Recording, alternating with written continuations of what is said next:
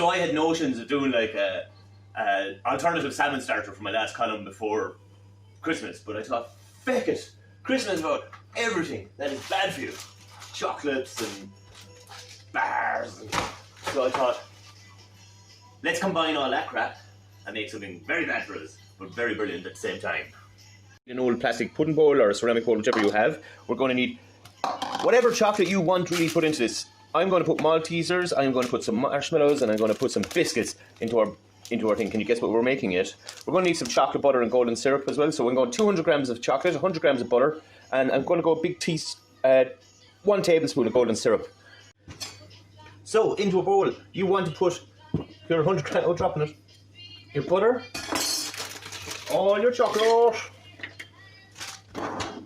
and some golden syrup.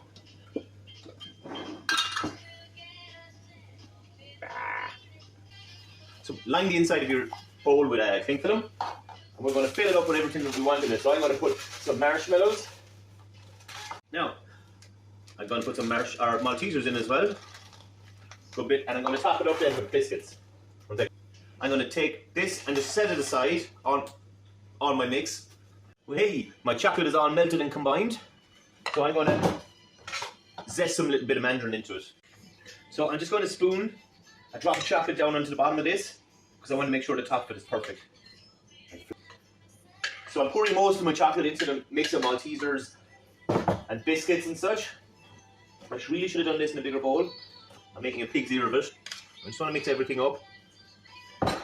So, I want to pack all my stuff in here. Pack it in as tight as I can. So, remember the rest of the chocolate that I held back? Oh no, I'm going to drop it. I'm just going to pour that in over the top, and it should seep down through the cracks in the bottom, and should give us a lovely, lovely kind of flat top.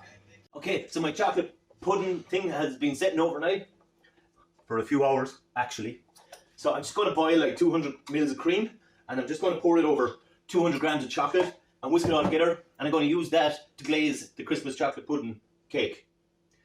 Does that make sense? So, while that's boiling, I'm taking my chocolate pudding out of the fridge, so that's pretty set. So there it is. It looks a little bit ugly now, so just smooth out any edges that there is. And I'm going to pour my ganache over that. So I'm going to put this on a wire rack, and I'm going to pour the ganache over it. Okay, so I've brought my cream to a boil, and I'm just going to pour it over this. And just mix the shit out of it. Don't freak out if your mix splits. This can happen, especially with milk chocolate. Just add a little drop of cream into it and just keep stirring if it splits, and it should bring it back together.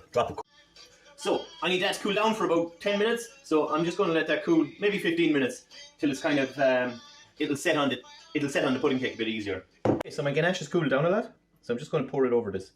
I might need to do this a couple of times. So pour over a second time. I'm going a third time. Okay. Use 2 knives and just transfer it to a plate and leave it into the fridge to set. While that's setting, I'm going to use some ready to roll white icing, and I'm just going to roll it flat. I'm going to cut out a little decoration to go on top, like a nice little snow splat shape. That doesn't look like anything, does it? Okay, so here it is. It's still not fully set, but I'm running out of time. So I'm just going to put my little decoration on top. It looks like snow. If you don't have icing, you can just put some white chocolate on it or something. You don't even have to do that. You can just put a sprig of holly, whatever you want. It's grand.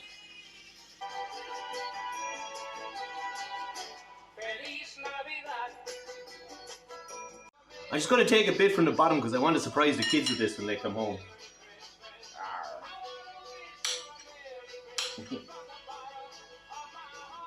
Oh, yeah. Happy Christmas, Clare.